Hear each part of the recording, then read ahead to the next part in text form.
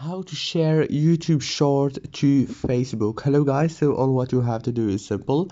Go to YouTube. For example, I have this short video right here. Now if you want to share it to Facebook, all what you have to do is simple. Just go here, click on this share option, as you can see. Now after you click on it, it will take you to this page. Now right here you will find many options, as you can see, and here's the Facebook option.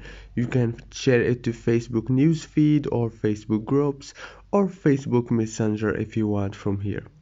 So easy and fast, as you can see. If this video was helpful, please don't forget to like and subscribe, and thank you so much for watching until the end. See you later and thank you.